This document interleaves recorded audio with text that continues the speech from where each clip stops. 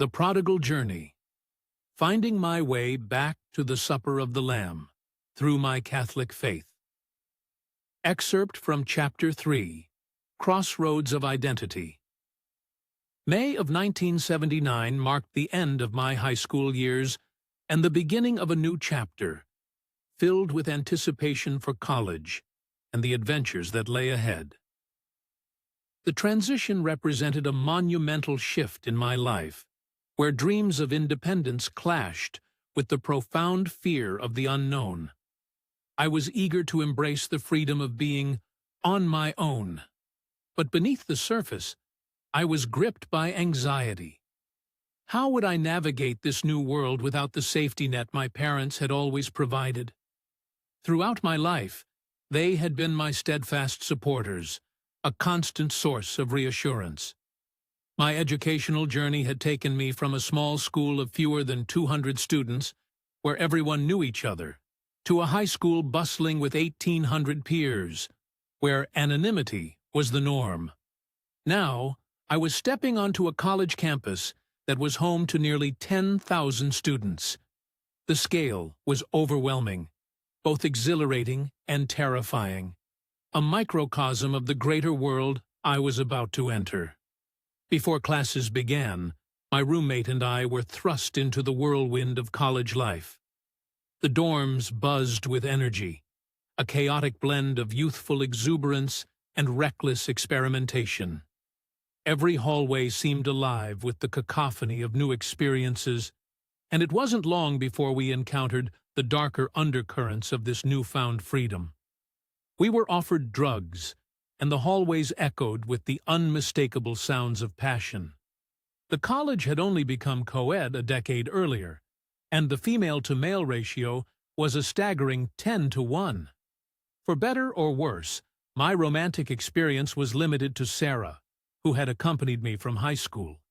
It was an amusing irony to find myself amidst such an opportunity while remaining steadfast in a relationship that felt both comforting and confining.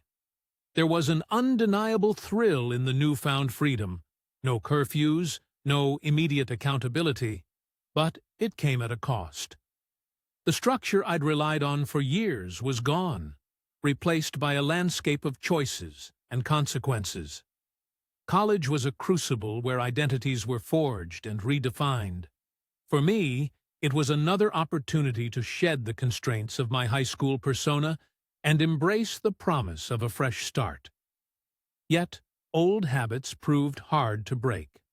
My personality was anchored by a tendency to boast and exaggerate, a misguided attempt to inflate my significance in the eyes of others.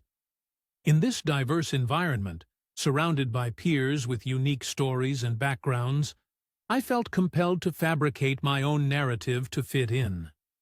These fabrications extended beyond social circles, influencing my interactions with instructors as well.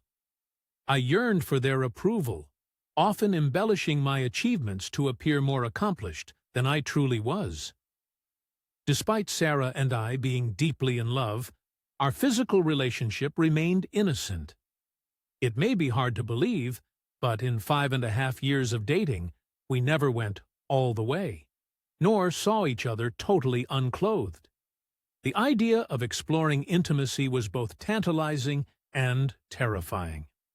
In hindsight, I believe Sarah hoped I would take more initiative, but my vision of romance and intimacy had already been clouded by my porn consumption, and when coupled with my shyness, it produced a barrier I just could not seem to break. Adding to my struggles was the growing sense of spiritual disconnect. I had the chance to find a nearby Catholic church, but the Sunday snooze bar was hard to pass up.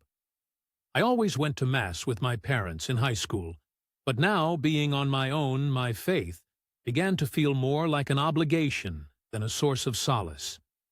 The sacred rituals of Catholicism, including the Eucharist, felt hollow. I only realized after my reversion decades later that Mass was a communion of heaven and earth, and that the Eucharist should transform and renew our lives every time the Mass was celebrated. In hindsight, my spiritual struggles during this period were rooted in a profound misunderstanding of God's nature and my own worth. I viewed faith as a set of rules and expectations, a rigid framework that I had repeatedly failed to adhere to. This perspective left little room for grace or redemption, leading me to believe that my sins had permanently severed my connection with God. What I failed to understand was that faith is not about perfection, but about relationship. A relationship that could withstand my doubts, fears, and failures if only I allowed it to. Instead, I replaced God with false idols, chasing significance and succumbing to a distorted view of sexuality that left me feeling hollow and disconnected. It would take 40 years for me to begin unraveling these patterns and rediscovering the deeper truths of faith, love, and self-worth.